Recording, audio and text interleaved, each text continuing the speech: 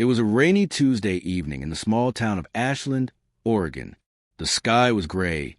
Thunder rolled in the distance, and drops of rain tapped against the windows of the Peterson family home. Inside, Emily Peterson, a 16-year-old girl with curious eyes and a love for old books, sat quietly in her late grandfather's study. He had passed away just 2 months ago. The room still smelled of his aftershave and pipe tobacco. As she went through a stack of his dusty books, something strange happened. A letter slipped out from an old novel titled The Winds of Fate. The envelope was yellow with age, and across it, in shaky handwriting, it said, "To Emily, open only if you're ready to know the truth." Emily's hands trembled as she opened the envelope. Inside was a letter. It read, "My dearest Emily, if you're reading this, then I'm gone. There is something I never told anyone, not even your mother. In 1975, I found something in the woods behind our house. Something not human. It was a boy, no older than you are now. He looked just like us, but his eyes, they glowed. He couldn't speak our language, but he understood everything. He stayed hidden with me for 2 years. I named him Noah. Then, one day, the government came. Black cars. No license plates. They took him. They warned me never to speak about it, but I couldn't forget. And I believe he's still alive. Somewhere." Emily stared at the letter, stunned. Her grandfather wasn't a liar. He was a decorated war hero, a respected man in the community. Why would he make this up? The next day, Emily made a decision. She would find out the truth. With a flashlight and a notebook, she ventured into the woods behind the house. She walked for hours, guided only by instinct, until she came across a metallic object buried beneath leaves and dirt. It was a trapdoor. She opened it. Inside, there were old files, maps, and photographs. One of them showed a young boy with glowing eyes, standing beside her grandfather. Emily couldn't believe it. The story was true. Suddenly, she heard a voice, a soft whisper. "Emily." She turned around, heart pounding, and there, in the shadows, stood a figure. Tall, silent, eyes glowing softly in the dark. He stepped forward. "I've been waiting for you." The figure stepped into the dim light, revealing a face both human and alien. His skin was smooth, almost glowing faintly under the underground chamber's soft, flickering bulbs. His eyes, still glowing, held no threat, only sorrow. Emily stepped back instinctively. Who are you?" she whispered. He smiled gently. "Noah," he said, his voice a perfect mimic of her own. "Your grandfather taught me everything." Her breath caught. It was real. All of it. Noah led Emily deeper into the chamber. It stretched far underground. There were computers still running, screens flickering with symbols she couldn't understand, vats of glowing blue liquid, old photographs of her grandfather and others, scientists, soldiers. "He built this place to protect me," Noah said. "When they came, he hid me here. He never left me, until the very end." Emily felt a sting of tears. Her grandfather had carried the secret for nearly 50 years. "Why are you still here?" she asked. "Because I made a promise. I would wait for you." As they spoke, Emily's phone buzzed. A blocked number. She answered. A robotic voice said, "You have 10 minutes to leave. You've been watched." Suddenly, the chamber lights dimmed. Outside, Emily could hear vehicles pulling up. Black SUVs, just like her grandfather described. "They found us," Noah said, fear flashing in his eyes. "We have to go." Emily grabbed his hand. The two ran through a narrow tunnel behind the lab, emerging deep in the woods. Rain poured. Helicopters circled above. Noah pointed toward a large tree. He built an escape pod. It's hidden underground. They uncovered a hatch, jumped in, and sealed it. Inside was a glowing orb, the pod's power source. Emily touched it and saw flashes, visions of Noah's planet, his crash landing, her grandfather's younger face. Inside the pod, Noah shared the full truth. He wasn't just an alien. He was a royal from a distant galaxy, sent to Earth when his planet was attacked. Earth was supposed to be his sanctuary, but humans weren't ready. The government who captured him had tried to experiment on him. Only her grandfather had risked everything to save him. He told me, "One day you come," Noah said, "and that you were braver than anyone he'd ever known." Emily didn't know what was next, but she knew one thing. She had to protect Noah now. As dawn broke, they activated the pod. It rose silently into the sky, cloaked from the helicopters above. Emily looked out the window at her small town, growing smaller below. She thought of her mom, her school, her friends. Her whole life was changing. Noah looked at her. "You don't have to come," he said. She smiled through tears. "I was born for this." And just like that, the pod disappeared into clouds, beginning a new journey. To the stars to find answers, to discover a hidden truth that stretched far beyond Earth. Back in Ashland, strange things began to happen. Lights in the sky, power surges, whispers of a girl who vanished. In the town library, a boy named Tyler found an old book, The Winds of Fate. A letter fell out. It read, "If you're reading this, the story isn't over." Tyler Matthews, a 17-year-old tech-savvy high school student, was never the kind to believe in aliens or conspiracies. But ever since a strange girl named Emily disappeared, he couldn't shake the feeling that something in Ashland wasn't right. The local library was almost empty that stormy afternoon. He was flipping through books for his research paper when he found it, an old, dusty novel titled The Winds of Fate. When he opened it, a yellowed envelope fell out. It read, "If you're reading this, the story isn't over." Tyler stared at it. Was this a prank? Curiosity got the better of him. Inside was a USB drive and a note. "Play the file. Trust your instincts." He rushed home, plugged it into his computer, and found a single video file. Grainy footage of Emily in what looked like a spaceship. Behind her stood a glowing figure, Noah. Emily spoke directly into the camera.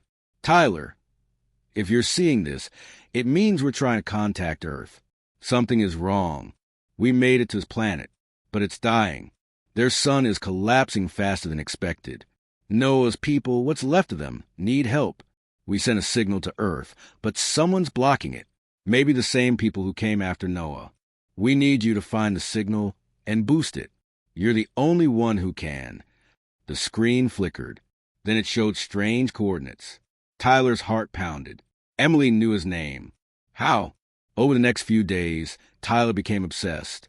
He traced the coordinates to an old, abandoned radio observatory deep in the Oregon forest. It had been shut down in the late 80s. He snuck out one night with a backpack, full of tools, and hiked into the forest. When he reached the station, everything was covered in vines and rust. But the satellite dish was still standing. Inside, the place looked untouched since the Cold War. Old equipment, broken monitors, and a strange hum like the building itself was alive. Tyler found a working console and plugged in the USB. The screen lit up, signal locked, preparing to transmit. Suddenly, the ground shook. Headlights appeared in the distance, black SUVs. Again, a voice echoed through speakers. Step away from the console. "Tyler, this is government property." He ignored them and hit send. A bright beam shot into the sky from the dish. Then he ran. Through the trees, down muddy hills. He barely escaped, but the signal had been sent. Somewhere across the stars, Emily and Noah saw it.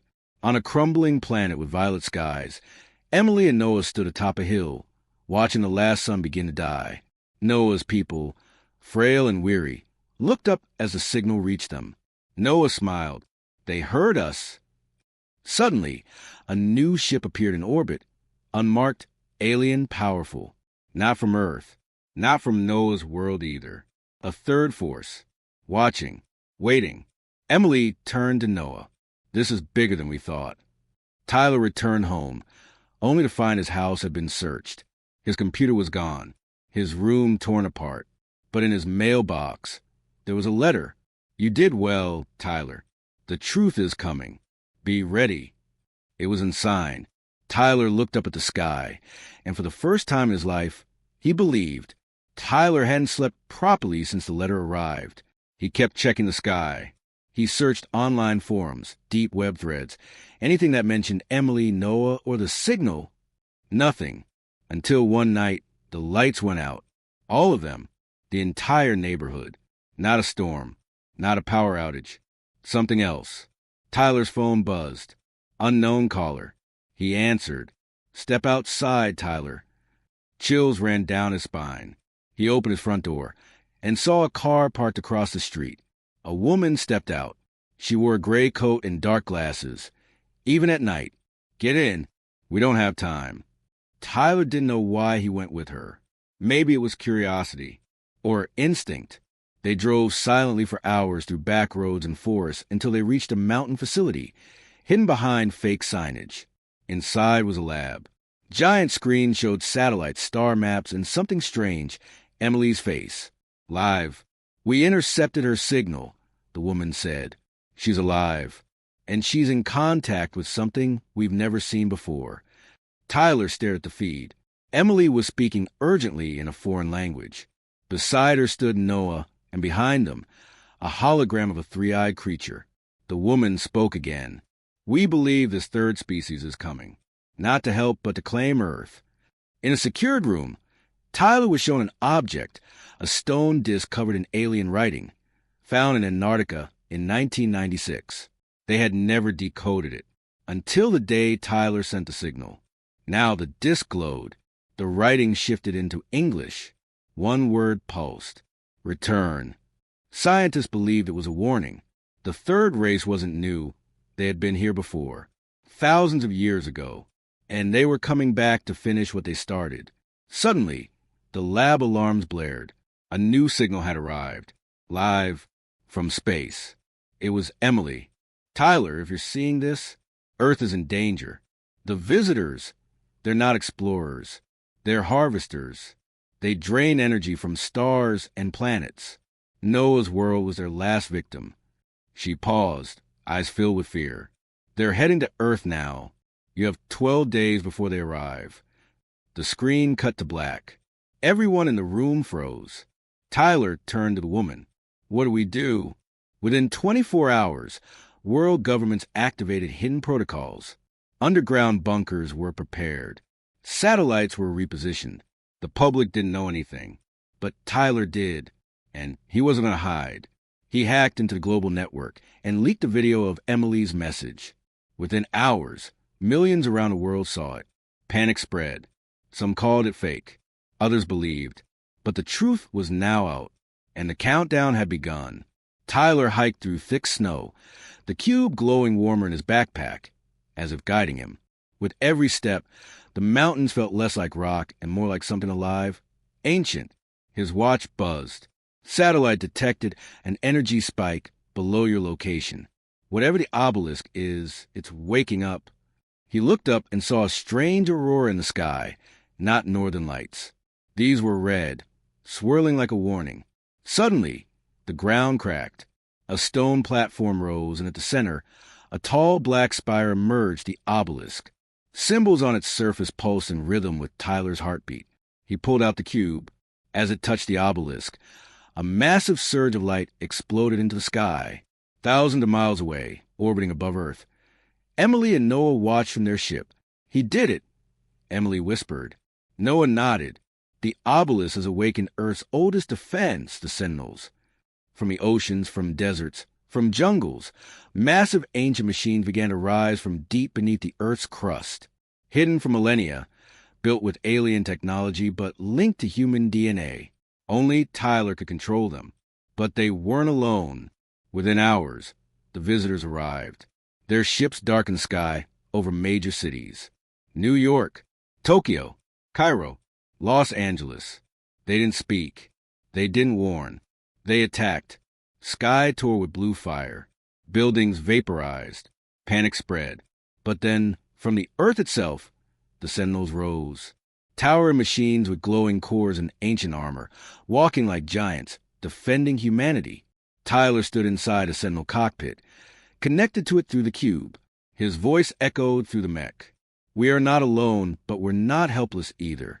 As the visitors unleashed their biomechanical beasts, Tyler and the Sentinels charged. Emily and Noah joined the fight from space, disabling enemy shields from orbit. It was Earth's first intergalactic war, fought not just with weapons, but with courage, unity, and the memory of one old man who protected a secret for 50 years. Just as Tyler was about to face the final enemy commander, the cube pulsed again. A new hologram appeared. It was his grandfather. If you're seeing this, it means everything I feared came true. But I believe in you, Tyler, and in humanity. Finish what I started. Save them all. Tyler wiped his eyes. I will. I promise. He charged forward. The battle was long. Cities were lost. Millions displaced. But Earth held the line. Noah's people sent reinforcements. Emily returned to Earth a hero, and Tyler became something more. He wasn't just a teenager anymore. He was Earth's first interstellar guardian. Months later, a new organization was formed. The Obelisk Alliance, humans and aliens working together to prevent such threats again. Tyler became its first commander. Emily led the diplomatic corps to unite alien worlds. Noah returned to rebuild his planet, promising peace. But high above the galaxy, in the shadows, someone else watched. A voice whispered, Earth is not ready for what comes next. The next night, Tyler received a box. No return address. Inside was a small, glowing cube. When he touched it, it projected a hologram of Noah. Tyler, I left this for you. You're more than just a helper now. You're the key. The cube contains ancient knowledge, Earth's defense system. Your ancestors were once connected to us. You must find the obelisk hidden beneath the Rockies. It's Earth's last line of defense. Tyler's eyes widened. He had a mission. Earth was healing. The skies were calm. The sentinels were hidden beneath the ground again, silent but ready. Tyler had become a global hero, but inside, something felt wrong. He kept dreaming of a black star, not burning, but pulling, like it was alive. One night, while monitoring deep space signals at the Obelisk Alliance headquarters, an alert popped up. Unidentified signal detected. Origin, intergalactic void. Message, we see you. Tyler froze. This wasn't a visitor signal. This was older, colder, beyond known galaxies. Meanwhile, Emily, now Earth's ambassador to the Council of Planets, arrived at a hidden moon in the Vega system. There, a wise ancient being named Alara showed her something terrifying. This isn't the first time Earth awakened the obelisks, she said. Thousands of years ago, another world did too. They were consumed by the Watcher. Emily's heart skipped. What is the Watcher?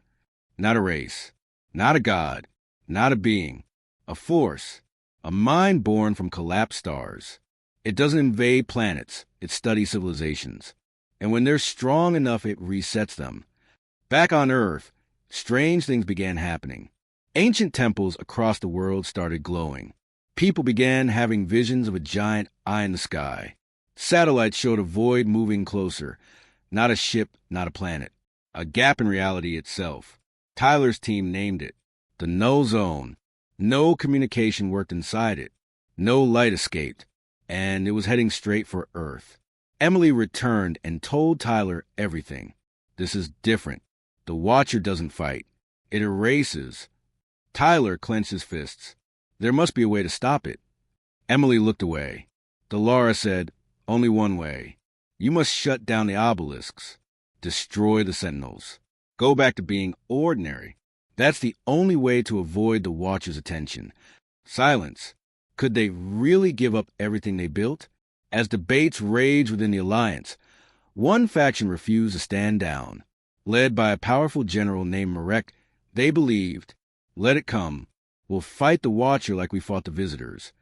He stole a Sentinel core and activated one of the machines. Instantly, the Null Zone sped up. The skies turned red. Gravity shifted. Animals screamed. Earth shook. The Watcher had noticed. Now Earth stood at a crossroads. Tyler and Emily had only one option left. Find the source planet, the origin of the obelisks lost in deep space.